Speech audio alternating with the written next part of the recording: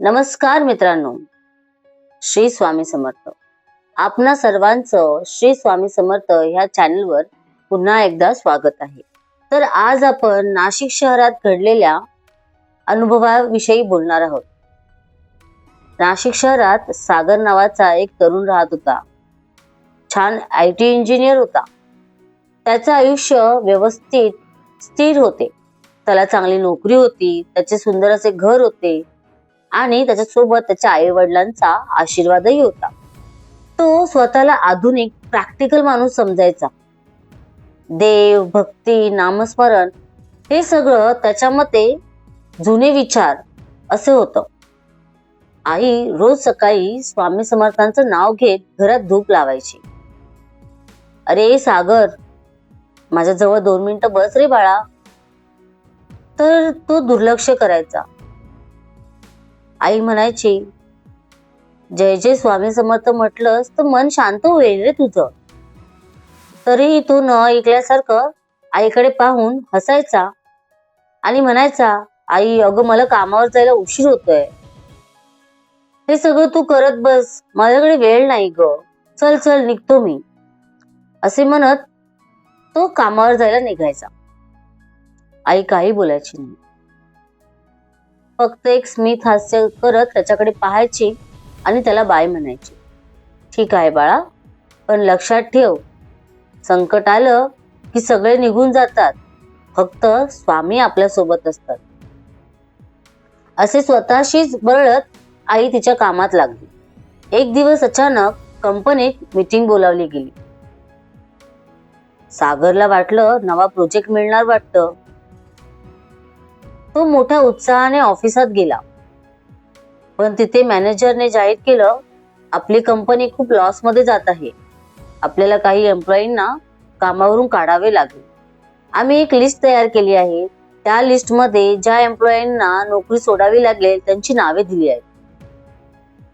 सागरने list पाहिली तर त्या लिस्टमध्ये त्याचे नाव होते. त्याला विश्वासच बसला नाही. मी 5 वर्ष ह्या कंपनीत काम करतोय, खूप परिश्रम करतोय, पण एका क्षणात सगळं संपलं, माझी नोकरी जातीये. त्याला विश्वास बसेना. त्याला खूप चिडचिड होत होती. तो त्याच तावातावात घरी आला आणि खूप रागाने भरलेला होता. त्याची ती अवस्था पाहून आईने त्याला विचारलं, बाळा काय झालं रे, तू इतका का रागेलाल झालायस? हताश होऊन सागर म्हणाला, आता काय होणार, सगळं संपलं. तू म्हणतेस ना देव आहे, कुठे आहे देव? मी इतका मेहनत करतोय तरीही माझ्या हातून नोकरी गेली. माझं पूर्ण आयुष्य संपल्यासारखं होतंय ग आई. आता मी काय करणार पुढे? आई 2 क्षण शांत बसली. नंतर म्हणाली, बाळा काळजी करू नकोस रे, स्वामी समर्थ सगळं पाहतायत. त्याने तुला सोडलेलं नाही रे. वेळ वाईट आहे पण तेही जाईल, त्यांच्यावर श्रद्धा ठेव. सागर मोठ्याने ओरडला, आई आता देवावर विश्वास ठेवायचा नाहीये मला. मी माझ्या मेहनतीने उभा राहिलेलो होतो. मला देवाने मदत नव्हती केली ग, पण आज तीही माझ्या हातून गेली. आणि असाच न जेवता रागाने तो त्याच्या खोलीत गेला. मनात खूप सारे विचार चालले होते. त्याच विचारात सागर झोपी गेला. झोपल्यावर त्याला एक स्वप्न पडलं. स्वप्नात त्याला मठ दिसले. त्या मठामध्ये तो शांत उभा होता. आजूबाजूला दुःख होती. पुढे एक दिवा पेटलेला होता. त्या दिव्याच्या उजेडात एक तेजस्वी स्वरूप दिसलं. गंभीर डोळे, शांत मुद्रा आणि आवाज, बाळा घाबरू नकोस, मी आहे तुझ्यासोबत. संकट नाही, संधी आहे, असा आवाज त्याला ऐकू आला. तो घाबरून जागा झाला. त्याने घड्याळात पाहिले तर 3:17 झाले होते. त्याचे हृदय मोठमोठ्याने धडधडत होते. तो उठून आईकडे पळाला. आई ध्यान करत बसली होती. ती म्हणाली, स्वामी समर्थ काही बोलले का रे तुला? तो थबकला. आई, तुला कसं काय ग कळलं? आई हसली. ज्याच्यावर स्वामींची कृपा असते त्यांना ते स्वतः भेटतात बर का, असे म्हणत आईने त्याच्या डोक्यावरून हात फिरवला. म्हणाली, बाळा जा, निवांत जाऊन झोप. त्यानेही आईचे ऐकले आणि आपल्या खोलीत जाऊन तो झोपला. दुसऱ्या दिवशी नकळत त्याने अक्कलकोटला जाण्याचा निर्णय घेतला. रस्त्यात बसमध्ये तो वेगवेगळ्या लोकांना पाहत होता. कोणी आजारी असूनही हसतंय, कोणी संकटात असूनही नामस्मरण करतंय. त्याला कळायला लागलं की विश्वास म्हणजे आंधळेपणा नाही, तर अंतर्मनाचा आधार असतो. मठात पोचल्यावर तो थेट स्वामींच्या पादुकांसमोर बसतो. त्याच्या डोळ्यात नकळत पाणी येतं. तो म्हणतो, स्वामी, मी चुकलो. मी माझ्या अहंकारात हरवलो होतो, पण कृपया मला ह्या संकटातून बाहेर काढा, मला मार्ग दाखवा. त्यावेळी मठात एक वृद्ध गृहस्थ त्याच्या जवळ आले.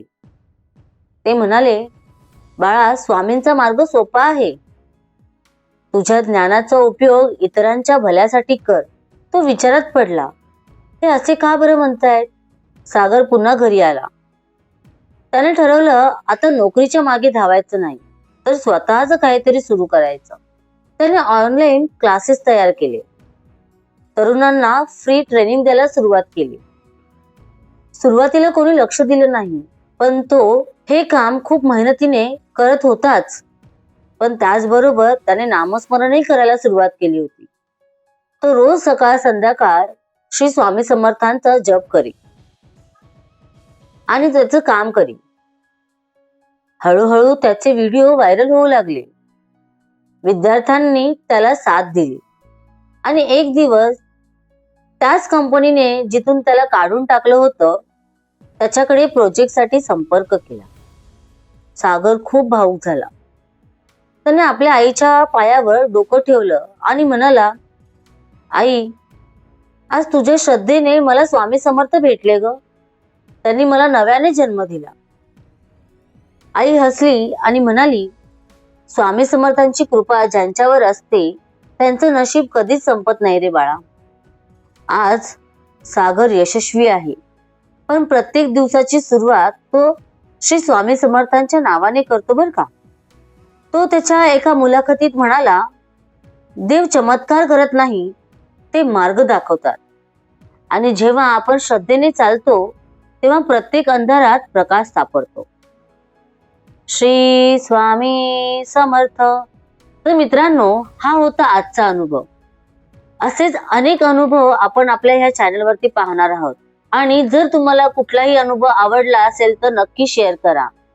आणि मी तुम्हाला अशी विनंती करते की तुम्हाला जर तुमचे स्वतःचे अनुभव शेअर करायचे असतील तर कृपया कमेंट बॉक्समध्ये नक्की शेअर करा. श्री स्वामी समर्थ. धन्यवाद.